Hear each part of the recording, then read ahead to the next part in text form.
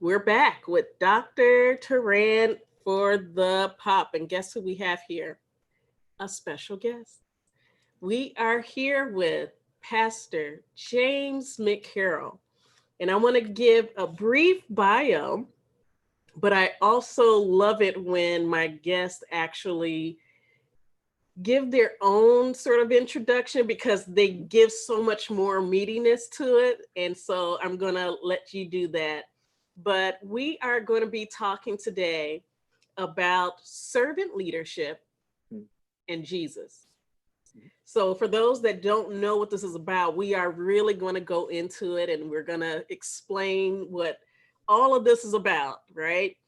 But we are going to be talking about Jesus. We can't talk about peace and pursuing peace if we're not talking about Jesus, okay? Absolutely. So, we have today with us the illustrious Pastor James McCarroll, who is a native of Nashville, Tennessee. So he's joining us from Tennessee. I'm here downtown Los Angeles.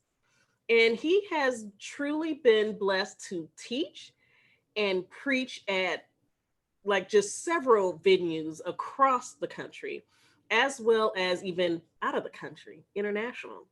So those venues may have been conferences, it may have been conventions, revivals, retreats, but ultimately his desire is for to those that he ministers to experience a fullness of their Christian possibilities. And when we're talking about that, this is actually something that has caused him to approach his ministry with a, a more holistic approach. And you know, we're always talking about the holistic way to pursue peace, how to move forward from all facets of who we are: mind, body, and spirit, right? So, without further ado, Pastor James McCarroll, please welcome to the pop. So I want to just say thank you for allowing me to share with you tonight. I'm excited about this conversation and just to get a chance to meet you and meet those that listen to you. There's so many blessings that come in fellowship and cooperative spaces. So I'm excited to see what this synergy will produce for the lives of those that will listen. Well, I am again looking at what we're talking about in regards to servant leadership. So you asked me to share a little bit about myself. So my, Yes. my name is James McCarroll. I'm a native of Nashville, Tennessee. So one of the few people in the city of Nashville, which is becoming a very transient space um, that still lives here. I actually live in the beautiful city of Murfreesboro, Tennessee. As you mentioned earlier, I Mm-hmm. pastor the First Baptist Church here, and I have been blessed to travel all over this country and all over this world, just sharing the gospel of Jesus Christ, but also just getting a chance to meet people, getting a Mm-hmm. chance to engage people and see where they are versus being a person that comes in and becoming kind of what some writers call an extractionist, meaning I just force my culture onto them. I get a chance to hear their stories and get a Yeah. chance to see how they engage the gospels and how they engage one another. And so this, I've really just been blessed to be made much richer by the various experience that the Lord has allowed me to have. So the person you see today is kind of this hodgepodge of just a life of just engaging in and kind of pulling from various subcultures throughout the globe. So it's Mm. just a blessing to have all of that stuff lead me here tonight to be Right. with Dr. Shanae. The doc is in the house. You better know it. You better know it. Well, I am like truly and like I'm just really excited. I know that I've been on this journey myself, as this is even called the pop, the pursuit of peace. And it's Mm, called the pursuit of peace because I grew up in the church. mm, My dad is a bishop, my mom's a pastor, mm, and I didn't really get to have my relationship for myself with God mm, until I was maybe getting ready to leave the home. So when it's all said and done, I know that there is a purpose for me.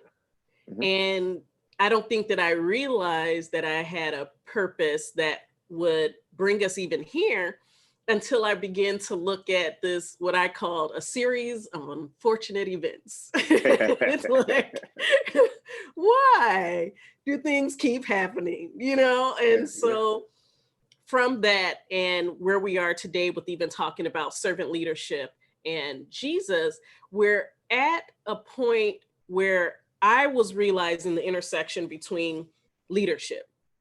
As my listeners know, I'm an organizational development psychologist, as well as being a mental health therapist and executive coach. And so when I am supporting people, they don't really understand how, first, that I'm able to be as effective, but also how they become as effective as I am in my leadership model. But it all goes back to servant leadership. Yes. Now, I do want to just put it out there for those that don't know what servant leadership is, and then we can just dive right into it as far as your thoughts of its connection to God, So there's a leader, even though this is servant leadership is really growing in popularity, there is a set leader of this leadership style, and it's Robert Greenleaf. And what I find really interesting, before I give the characteristics that he pointed out as being a servant leader, on the front end of his book, I want to quote what he quoted. And he quoted Proverbs 9:1. And it says, "Wisdom has built her house. She has hewn her 7 pillars." And the 7 pillars that he has identified to what cultivates what servant leadership is to him, again, being the front runner of this leadership style, is a person of character who puts people first. Yes. They are skilled communicators. They are compassionate collaborators.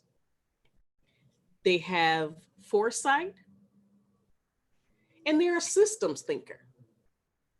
And the final, and I think one of the ones that we're going to probably have the most fun with, is that this servant leader leads with a moral authority. So the 7 pillars of leadership that Robert Greenleaf pointed out in his explanation of the foundation of servant leadership are a person of character, someone that puts people first. They are a skilled communicator, compassionate collaborator. They have foresight. They're a systems thinker. And the 7th is they lead with a moral authority. So we're talking about servant leadership. Yes, ma'am. And Jesus. Yes, ma'am. So let's just get right into it. Tell me something, like your first thought when you hear that. But hearing Greenleaf's thing. So here's the first thing I think. The first thing I think is he took notes from Jesus. Say that again. Wait a minute. Say that again. Robert Greenleaf did what? He took notes from the leadership model of Jesus. Okay. Now, here's the thing. When it comes to leadership, and I love leadership, I'm absolutely just a fan of high quality, top 1%, top 2% leaders. But one of the things that's clear is that every major leader from the time of Christ until now, every major leader will point back to, whether intentionally, whether verbally, or whether just in their systematic approach, they will point back to some model that Jesus brought to the earth. Okay. Jesus had this model of leadership that was revolutionary, if you will, in his culture. Okay. At the time, as you know, a lot of people were borrowing their concepts from the Gentiles around them or the surrounding cultures that they saw. So they saw the Roman leadership model, which was very top down, if you will, very um, everyone works for me, everyone's under me, if you will. So when Jesus makes this statement in Mark 10, where he says, you know, the Gentiles desire to lord over the people that are under them, but I'm telling you, I'm going to shift the model. The model is the absolute opposite. It's the greatest of you will be your servant. And this is like crazy because this model that he shows us is one that is proven to be successful throughout the ages. This concept of servant leadership, not that there are other models that aren't effective, but when it comes to a level of just mutual respect and mutual uh, love, if you will, and compassion amongst or between leader and follower, I've not seen it more prevalent than in the model where there is servant leadership. It's just a totally different model. And as you said earlier, in most cases, it's relatively foreign because most people think top down. They think, you know, I work to get this position and I want you to be under me. But the best leaders I've ever met are the guys that don't just lead from the top down. They are always attentive and they're always seeing how they can serve the people that work alongside them. So looking at this list, and I hadn't seen this list in a long time. I hadn't read that book in a little while, but I will tell you, there's no piece in here that you don't see Jesus model in the Gospels. Okay. And so, if you want me, I can break it down, Doctor Please, Shanae, if you want please. to, I but was we just can about do to that. say, please, So, let's start from the so, first one. so Go when we ahead. talk about a person of character, you know, you talk about just the way Jesus honored God. The Bible says we don't have a high priest who can't be touched by the feeling of our infirmity and was tempted just like we were, but without sin. So he begins by modeling this version of what it means to follow God. This is God in the flesh. It's literally the teacher switching roles, sitting in the desk to say, let me show you how to be the student I'm calling you to be. This is God literally modeling human life with God. And so he shows us in this high moral, sinless life what it really looks like to follow God. There's not a better model of leadership than that. I think John Maxwell talks about it, talks about this person of character and the need to be a person of character that people look up to, people respect. And so there's just this beautiful picture of this in Christ, that wherever he goes, there's just this model of love that draws people to him, that makes people, it almost wows people when they get a chance to meet him and they see his love and see the way he carries himself.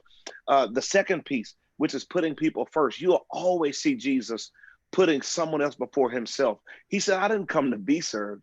I came to serve and give my life a ransom for many. He literally saw his life as an investment of heaven for the people of earth.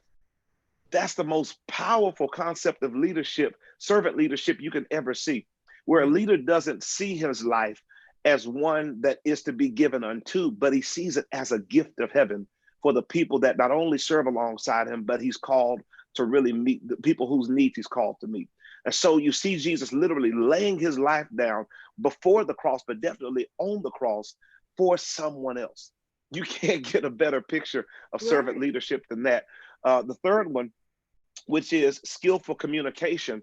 He had this, when Jesus would talk, he was so skilled that if you argued with him, you would almost hate that you started the argument, because people usually ended being mad, trying to stone him, because he was just skillful, like a chess master in communication, just excellent at communication. But then also he spoke with authority. And one thing that's very key when you talk about the skill of communication, you know, there are four areas in it, but when you talk about speaking, to speak as one with authority. So it almost garnered this space of inviting people to lead, because there was a certainty, there was an assurance in his dialogue. that let people know he's not like shifting in his leadership. He's clear on his vision, he's clear on his expectation, and he's clear on his path. And so that he just spoke, he was just a phenomenal communicator. And then on top of that, now, of course, he was God, so it was kind of unfair. You know Right, what I right. mean? He was there when all the languages were made, you know. Right, right. But the other piece is this, and there's a lot of research that speaks to it. He was able to communicate with different people at different levels. The thing I love about Jesus is not only did like the scribes come to him, not only did disciples come to him, not only did sick people come to him, but they would bring their children.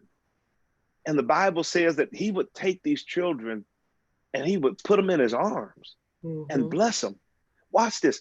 He was so skillful that he could translate in a way that transcended age. Right. And when you talk about a skillful leader, they're not waiting on everybody to learn their vernacular. Right. A servant leader pays attention to the subcultures of the people around them, not only the people they directly serve, but the people that may be invited into their space. Yeah. And they take time to learn their vernacular so that they're not asking people to come to them first. Right. They're stepping into their worlds first. And Jesus was just masterful at it. And I want to take a second, because you are giving so much. You are giving so much. And I really want people to catch this.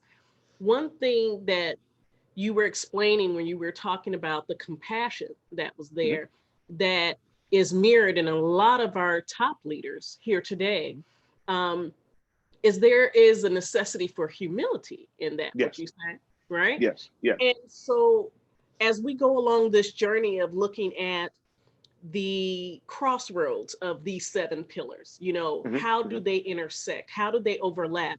It's like you're getting, like, even where you've come so far in these top 3, you know, it's like, well, not only is there a need for humility, but there's also a need for vision.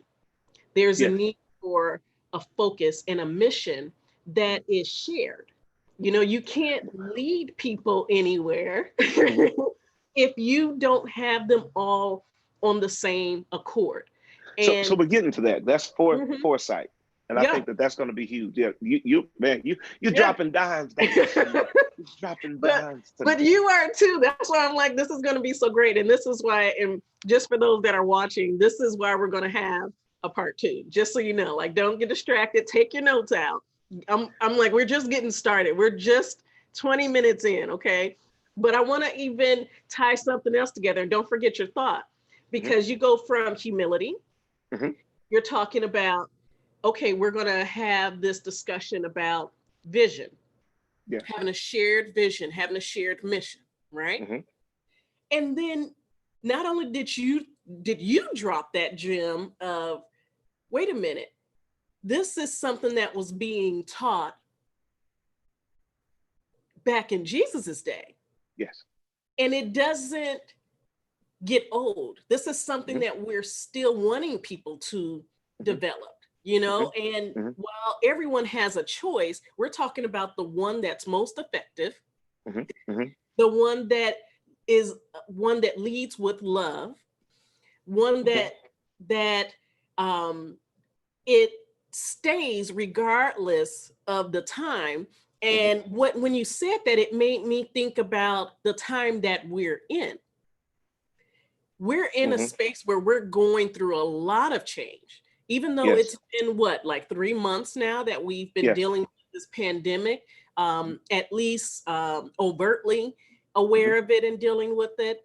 And we're talking about a lot of organizations, regardless of anyone's belief system, that are really struggling to pull their teams together. There's a lot of discord. There's a lot of dissension. There's a lot of fear. And again, I want to, just so that we can help people really marinate on this, I want to even just look at those first 3 and just say, man, what could you do as a leader right now, knowing all of this? Yes. So I've got so much. I'm writing. I've got a whole little pad over here just filling up with notes. I'm like chomping at the bit because again, this is my passion. This is one area I Yes. just absolutely love. So let me go back to humility. Yes. Paul says to Timothy, lay hands suddenly on no man. And he goes on to say that you shouldn't do this because they may swell up with pride Mm. as they get the position. The one thing that leadership requires, and I think is necessary, is leadership is only its most effective when a person has gone through the process of preparation for leadership. One of the great challenges is everyone wants to be a leader tomorrow, Right. but there's a great danger in skipping the process that comes before leadership Yes. or having leadership handed to you in a succession plan that has not been well thought out. I And so love it. when you see the evil leaders of Israel, these were guys that didn't go through a process. Hmm. These were guys that were handed a kingdom without being proven first. Mm. And the hardest thing is guys will apply for a job, they'll put their resume out there, and they've never really led. And they figure, well, I'll figure it out once I get there. Any leader that's ever gone through the ranks before coming to leadership knows that's a myth. There Yeah. are some lessons that you learn in the process of becoming a leader that humble you. There's some breaking that has to happen in you before you become a leader. See, if you've never been at the point beneath the leader, where you've seen and heard the stories Right. and seen the emotions of the people that the leader leads, then you'll always lead with a blind eye and a deaf ear to your coworkers. But when you've been in that space, when you sat in that space, when you felt what they felt, and then you go a little bit further up the ladder Mm. and you go a little bit further, or maybe you're not on that side of it. Maybe you're leading, but you start with a small thing and Yeah. you lead. Every phase has a building and a breaking and a building and a breaking, or sometimes it's a breaking and a building. And Yeah. what it does is it humbles you. The Bible says humility comes before honor. And Hmm. so there has to be something in you that gets humbled before God can trust you with honor. And the Right. worst thing we can do is try to get the honor without garnering the humility needed to properly steward it. You Yes. feel me? And so when we Absolutely. talk about that, this what we're seeing right now is a very challenging circumstance. Our context right now is one of those unprecedented spaces, Hmm. and this context is squeezing the life out of leaders. It's squeezing us. It's almost like a wine press or an olive press, where it's squeezing us to see what's really in us. Right. And this, when I tell you, and you work with guys, we're really struggling because everything's uncertain. Yes. From being a person that builds systems, there has to be some bedrock, there has to be some Yes. consistency, there has to be some foundation. And so here's the thing, and man, this is so good. You I are wish just I saying would so just much. grab the microphone and just preach.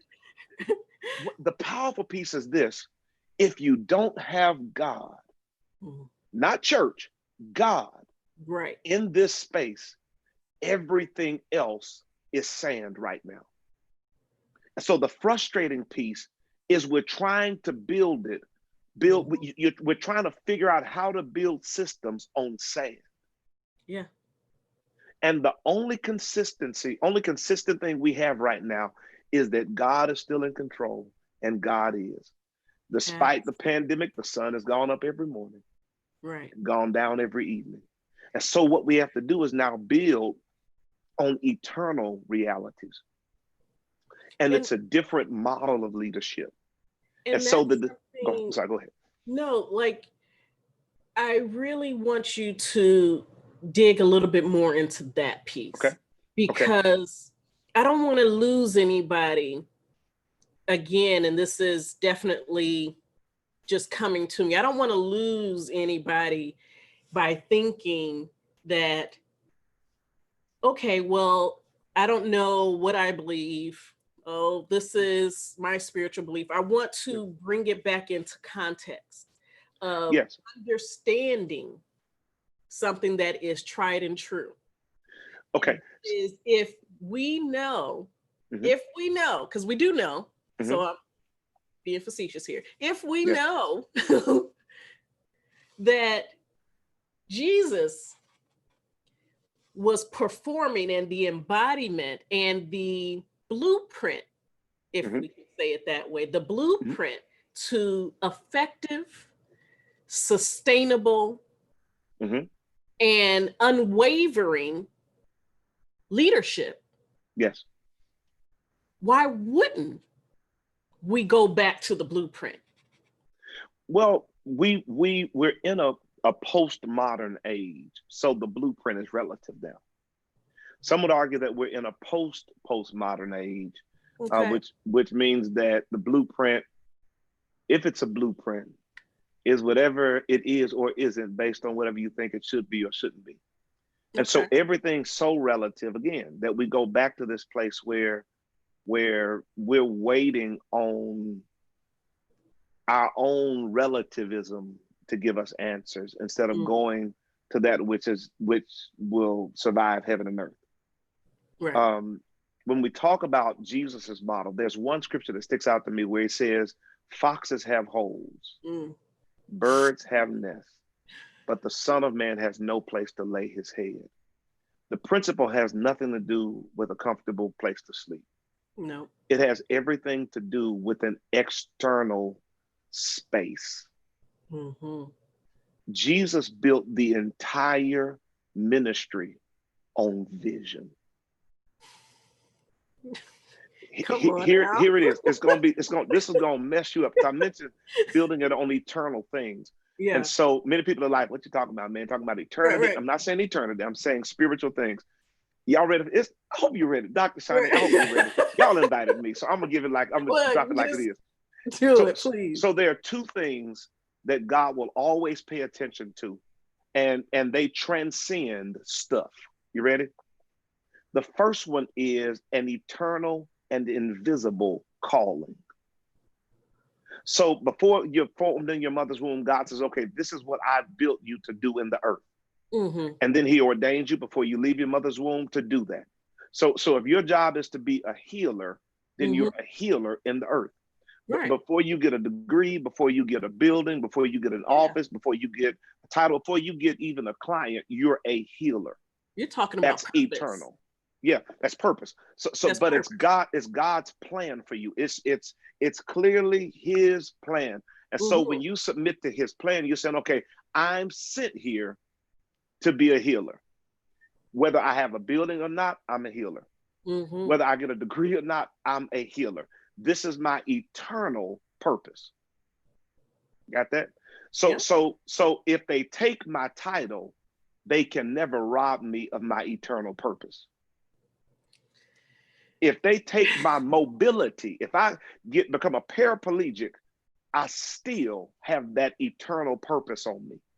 That makes me think of, and I'm sure you've read this, that book that's called, and I always recommend it, How to Lead When You're Not in Charge. I've Because not read that. it has nothing to do with, again, the title. That's a role. That's something tangible, right? That's Yeah, a position description. That yeah. isn't purpose. That's not your internal mojo, like what No, is like you're supposed to do. That's not it. exactly. Exactly. Go So ahead. so Yeah. so you're exactly right. And so the title is for people that are looking for a person. It helps, it's a label, if you will. Mm-hmm. It's when you walk into a room with 50 people, it's okay, that's the pastor. Okay, that's the president. Okay, that's the architect. Okay, so they don't have to go person by person. The title just helps those that we're called to serve quickly identify us. Right. So that's why you have to be very careful grabbing a title when you haven't discovered your purpose. Yeah, it's a little rough. It's a little rough. I'm sorry, that was me. That was me. We So should so wait a so minute. so so This is too so the first element, the first eternal element, is the eternal element of of your purpose. good. It's Yeah. your calling. It's your anointing, whatever language you want to use. The Mhm. second eternal element is fruitfulness. Period. It's what you actually produce based on who you are. Mhm. So fruitfulness doesn't require anything but the assignment being on your life and a willingness to effectively steward the calling that's on you, to Mm-hmm. the extent that you give heaven something to show for it. Right. So all fruit is the outcome of you being properly surrendered to God and yielded to God. So when God says do, you do. And what gets done in the life of the person to whom you do it or for whom you do it is the outcome. So the question is, do you know your purpose? And are you doing what God said do with based on who he made you to be? Right. And then what is the tangible proof of that, or fruit from that? Well, So those two things mm-hmm. don't require a building. Right. Those two things, you ready for this? Don't really even require money. Right. Now you can do it. Money enhances it. Buildings Yeah. help, kind of structure some pieces of it. Right. But Right. if you take away all of the buildings, have you lost those two things? No. And see, that's a perspective that is necessary. It's Yes. absolutely necessary. And I love the fact that you took it into like a little deep dive into, yes, we're talking about servant leadership. Mhm. Yes, we're talking about Jesus, but what does it even all have to do with you? To Yes. give yourself a self assessment, so to Mhm, speak. mhm, mhm, Because if you want to, and this is something that I I highlight in my practice as far as teaching people the servant leadership model, the mhm, servant leadership model. But the point of it is, when you are literally unsure of who you are and whose you are, mhm, it's hard for you to really navigate, because then you're trying to show up mhm. full speed ahead, 100% authentic in something that you're not even meant to be in, but someone puts you in it because of the role, the money, the clout, Mhm. the authority, all these other things.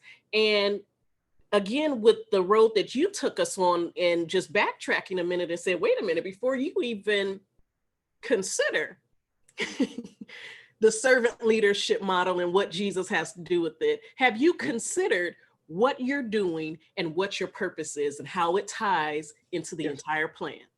Yes, exactly. And so servant leadership, Jesus served on three levels. He Mm-hmm, served God first. You'll see mm-hmm, this in John 4:34, where Jesus says, my meat is to do the will of him who sent me and to finish the work. right, He never had his own agenda, ever. right, He only had the agenda to which he was submitted, and that was the agenda of God. The right. second level was to serve the people around you. Mm-hmm, He said, the greatest of you will be your servant. So you serve your co-laborers. You serve your partners. So first you serve God's plan. Secondly, you serve your partners. mm-hmm, And then thirdly, you serve the people of God. He right. said, I gave my life to be a ransom for many. That here's the thing. True servant leadership happens when you become invisible. Tell And me more literally, about that, though. Wait a minute. so literally, people don't see you, they see God's agenda on you. Now hear what I'm saying. Hear what I'm saying. Your personal, and not that you're going to be totally remiss of personal desires, but what I'm saying is your ultimate plan in this life is hidden in the plan of God. And so the reason you breathe is to fulfill what God sent you to do. And so your soul knows peace when your soul is in alignment with his purpose. But I'll just keep going. I want to hit these top three again, because the first part of leadership, servant leadership, goes back to character. And that question is, are you exhibiting a character that people feel they can emulate, model, or cause them to become a higher and better version of themselves? So when you talk about how you present yourself as a leader, servant leadership begins with thinking through the model and the version of self that needs to be presented so that people see the heart that they desire to have, or they should desire to have. You should literally set the bar, or become the lid, if you will, or become the benchmark for those that work alongside you. Does it mean you'll be perfect? Absolutely not. But what it does mean is that you will be committed to making sure that you present a character that is not only honorable and not only respectable, but it's a character that makes people see it and look within and challenge themselves about who they are and where they are. And I Yeah. think, I don't know if we're gonna get out of the top three tonight, Doc. I don't know if we're gonna get out. We're just talking about And that's character. okay. That's Yeah. okay. Let's talk That's about why how. we're doing part two. Yeah, part two is gonna be crazy. I hope Right. y'all ready. Um, but we just talked about character and how Yes. part of servant leadership is that you exhibit a character that calls people to a higher version of themselves and a Yeah. better version of themselves. A character that challenges them when they see it. Mm. I don't know who wrote it. I have a ton of books on leadership. I don't know who wrote it, but someone just talked about how when you're amongst the people, it should just really call them to see and look within, Right. and see where they can make adjustments. And Right. so there should be something about you, whether it's the moral piece, which we'll talk about a little bit later, but just the demeanor, the Hmm. disposition, the ability to handle conflict, the ability to have peace and composure in very challenging moments. Right. All of those pieces and parts of character challenge people. When they look at how they go off on their wives, they should be able to see something in the leadership that you bring that Yeah. make them lead their own lives at a higher level. So that's all of us Right. sharing. And I know that something that came up for me with even that piece, as far as you don't see the leader, right? You don't see the leader. You see, for one, the movement. Mm-hmm. You see the movement. You see the impact, Yeah. and you see the direction without it needing to be hammered down. Like it's Mm-hmm. Mm-hmm. truly living it out on purpose. Yeah. Yeah. And something that I know that I've seen people do just by default is they try to work it. They Mm-hmm. try Mm-hmm. to make it feel a certain way. They try to Yeah. make it look a certain way. Yes. And they end up turning their wheels Mm. ultimately for nothing. You Yeah. know, it's they are just operating in their own strength and their own merit, Yes. Yes. and it makes it difficult for them, and it's that question mark. Well, what am I doing different? What am I doing Mm-hmm. wrong? What am I missing? But Yes. you are actually telling us where it starts and how you can still find yourself into the space of being a servant leader. Yes. Yes. So even as a servant leader, you're always thinking of other in Mm-hmm. every space. You're always thinking of those, whether it's God, whether it's those working alongside you, or the people that you're Mm-hmm. called to serve. And so one of the challenges with leadership is that it's people will people will become who you are. And in some cases, they will try to mimic what you do. Mm. So they will put on what you do, but they'll become who you are. Wow. And that's the challenge of leadership, because we can front, but part of that process of becoming a leader Yeah. is to break some things off of you. Yeah. You can only front so long. Like, it's Right. hard, man. Leadership will always have that moment Yeah. where, before God can birth you to the next level of leadership, He's going to put you into something that will break you. Yeah. And the challenge is, when you leapfrog processes, or when you skip processes, you don't always survive the breaking in a healthy way, Yeah.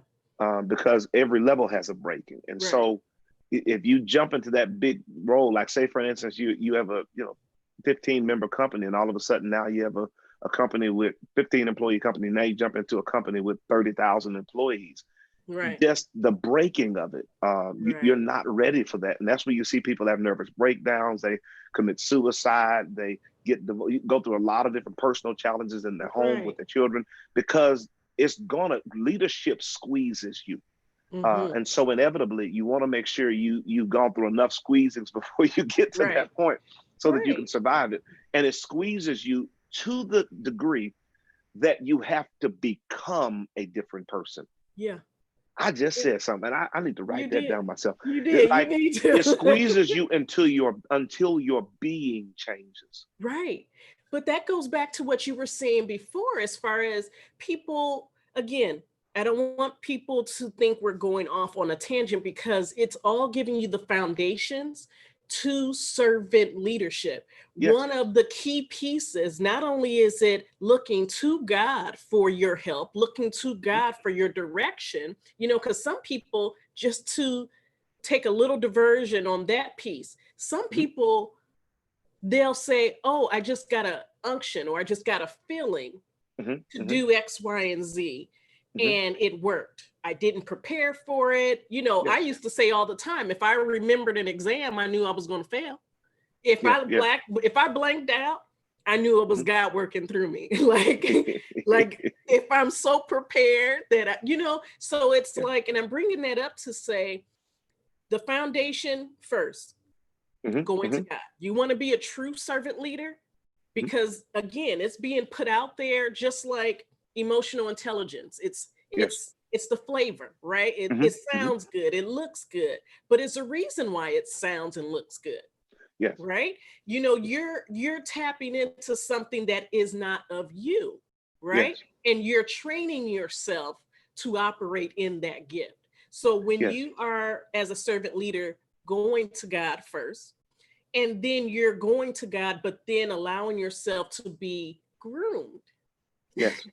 into your position, and Mhm, into your position, I should correct myself, into your purpose. mhm, mhm. Because when it's all said and done, you can't be automatically a person of character, Yes. Yes. because, there's a lot of characters out there.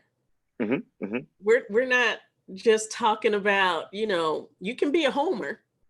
You can be that. You can be another character on some slapstick show, but we're talking about a servant leader that has character, that is going to give you the results. Someone that puts people first, that's going to give you the results.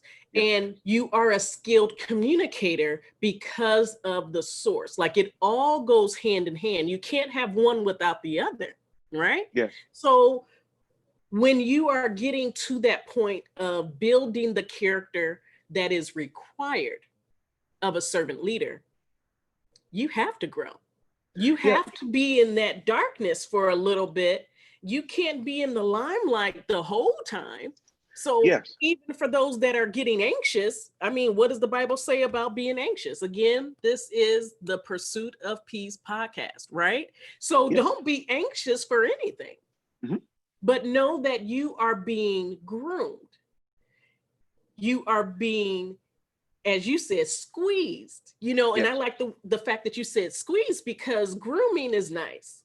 Yes. It's nice. It's a nice word. It makes you feel good. Like, okay, Mhm. this is good. But when you're squeezed, you understand that there's some things that have to be broken off of you. And Yes. sometimes, for even if we go to the example that we've brought up a couple of times during this taping, it is necessary for you to be able to have humility.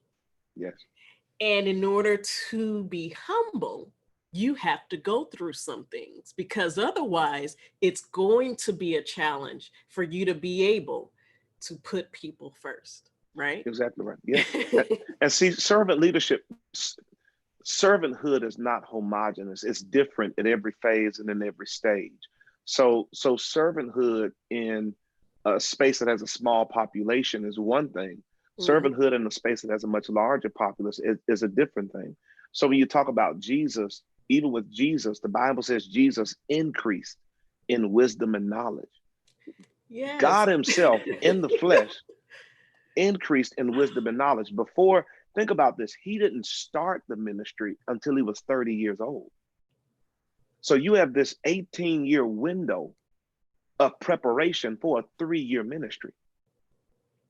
So when And you think was, about the version of leadership, so when I talk about that, and I agree, it's a space where when we talk about serving God, serving God has levels of growth. Mm-hmm. You know, at some points you'll fight to make God your will God's will, and then the more you grow, the more you begin to make God's will your will. But there are stages to that. Yes. Working alongside other people. When you start serving, you may deal with just your friends. And as time goes on, God can introduce new people. And then he introduces new people with attitudes. Then he introduces new people that are antagonistic. And at every stage, you have to learn to serve in a different way.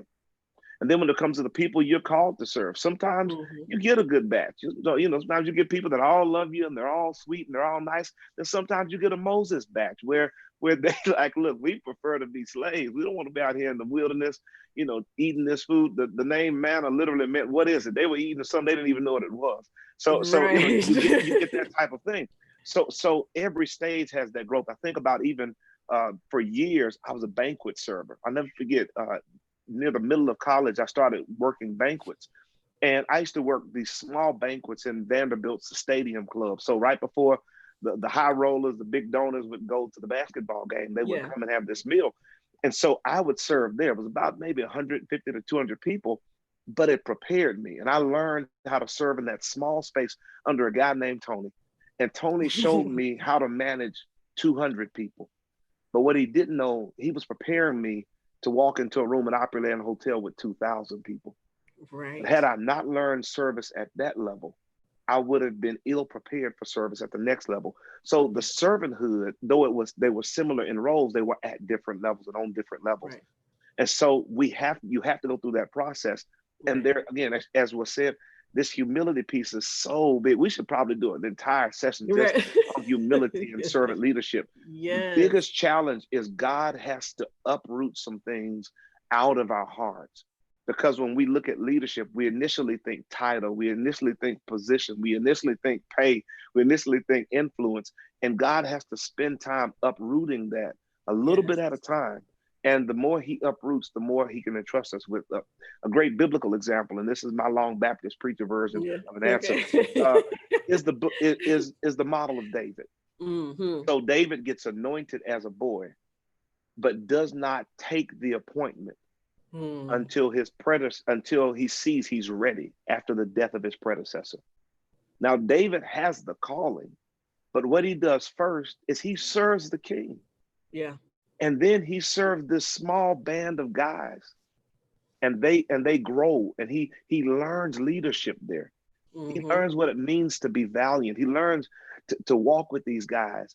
And even when the king dies, they come and they try to put the crown on him, and he says, no, not like this. He celebrates the legacy of his predecessor, and he doesn't take Wow. the crown until the previous king is buried. Watch this. He has the anointing, but refuses to get the crown until the entire process of his predecessor is over. So he understands the respect that is to come with leadership. And so you have this model of servant leadership, and he didn't see himself becoming a leader until he had faithfully served his Mm. predecessor.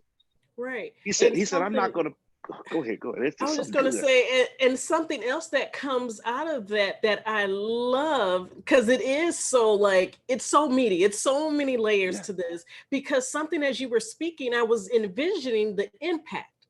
Yeah. Now, when we're transitioning from one leader to another, because I know that some people are like, it's a struggle because they may have had a certain level of preparation, right? They get into the position and there's the question mark of how am I going to be received when there's a Mm-hmm. transition in leadership. Mm-hmm. And by honoring those that served before them, regardless of whether they were a servant leader or not, but honoring them, respecting their space and the role that they had. Yes. How much more respect and room for acceptance are you going to get from those that see this? Yes. They're going Yes. to respect you even more for that. So we're talking about every step that you take, you're ultimately taking multiple steps in that servant leadership Yes. role because you are impacting on so many levels, which is why servant leadership works and is so impactful. Because when you do one thing, you could possibly be impacting ripples, multiple things that are going to help you Yes. succeed, right? Yes. You're exactly right. Because people don't know new leaders. Mm-hmm. Right. They it's kind of like what some psychologists argue with mothers and fathers, and how a father is respected through the mother in some cases. Mm-hmm. Or if a person meets a person with children, Mm-hmm. they only know them based upon how they engage the one they respect. Mm. And so your first level of respect will always come based upon how you treat your predecessor. Now, here's other piece. You just dropped it so many times.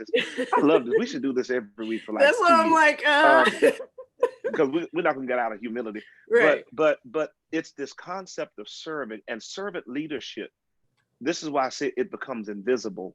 Yeah. Is because that servant leader simply becomes the vessel Mm. for God's move. And so they only ask the question, Lord, where do you have me to serve? Who do you have me to serve? Right. And how do you have me to serve? So in David's case, he's saying, okay, I get to serve Saul again. He's dead, but Lord, you're calling me to serve him Yeah. with the hands you've given me. And so what we understand, oh gosh, heavy, is that I'm a person, gosh, this is so heavy. I'm a person that's wrapped in purpose. And Wait a so minute. Wait a minute. Wait a minute. Wait a minute. it's Wait a coming. minute. Wait a I can't, minute.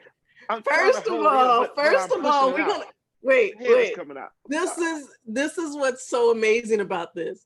We are at the end of our time for Oh this gosh. first. We are at the end of our time for this first go round. But let me tell you, this isn't over. Let me just say this, like 5 seconds. Yes, 5 seconds, please, please. please. I'm a person wrapped in purpose. And the only reason my soul is in the earth is to make sure God's purpose comes to pass. And when that purpose is over, my soul goes back to him. I'm done. I'm done. I'm So done. what you just ended us on was servant leadership is purpose-driven leadership. Did you just say that? I'm only here to steward the purpose he put on me. There you have it, folks. Look, listen. We may have had our little technical issues, and it is what it is. We're going to fix this. We're going to pull it together, and I'm putting it out there. And I'm going to write it down. He said, speak it into existence. I'm going to get some technical support. And we are going to get this, but we are not going to lose sight because we can't. It's right in front of us. This is servant leadership living. How about that? This is servant leadership living. I love We it. are not going to lose not one beat by saying, stay tuned to session 2, part 2 of servant leadership. And why we're talking about Jesus, it's a reason. And for those that were able to get through all of this and you stayed with us, we thank you. And before we go, I want to, and I always do this, I want to give Pastor McCarroll an opportunity to share with us how can people get in touch with you if they need to get in touch with you. And if you have anything coming up, please share so that people can join you. Please tell our listeners how they can reach you. Okay, so there are a couple of ways. One, of course, Instagram. You can go to Pastor J Mac at Pastor JMC on Instagram. You can DM me there. Also, you can go on Facebook. I'm on Facebook, or you can like the jamesmccarroll.org page. That is a space where you can go in. You can leave messages. I'll respond to that. If you need an email, you can send an email to preach, M as in Mary, AC at gmail.com. Those 3 ways you can get in contact with me, and I'll do my best to get back with you.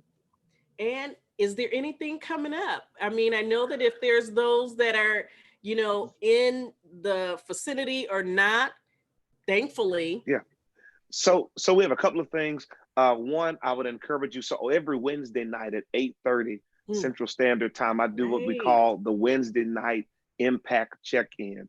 This is where we kind of go through a list of questions, a series of questions, just to make you think about how you're producing and whether or not you're being as productive as God has called you to be every week.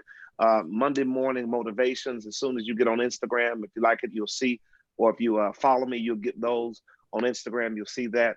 And then I want to just announce this. I have a project, a music project we've been working Yeah. on, literally called The Evolution of Peace. So it is so timely. What? It will come out late August, Lord willing. And it's Yes. actually designed to deal with people that wrestle with anxiety, PTSD, Oh my ACEs, goodness. all of that stuff, frustration, crazy folk. It's designed to help deal with all of that. But it's a music project that is absolutely amazing. And so that will be out a little bit later this year. The next book will be coming out. I'll hold that to part two and share with you about what that's going to be then. So we're just excited. All of the Yes. engagements, the conferences, I'll do some of that, but everything pretty much has been canceled this year due to COVID. Yeah. So Right. Facebook, Instagram, that's where it is right now. Yes. And if there's anything else coming up that you didn't get a chance to think of, we will be here again with the pop next Friday, 5 p.m. Pacific Standard Time, 8 p.m. Eastern Standard Time, right? And Yes. know this, if you have any questions, this is going to be on playback. I'm going to get this edited. I do my own editing for now. So anybody listening, I will edit this. It will be on the Pop. And that is the Pop podcast by Dr. Teran.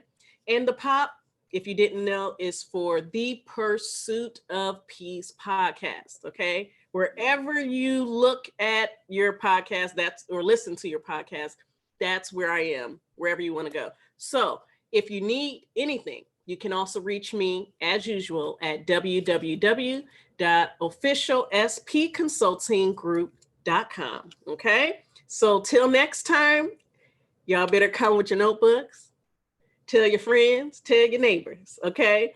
So we will be back. Thanks again, Pastor McCarroll. And I can't wait to have you again next Friday. Thank you, thank you, thank you. I'm looking forward to it. Thank you. All right. Take care.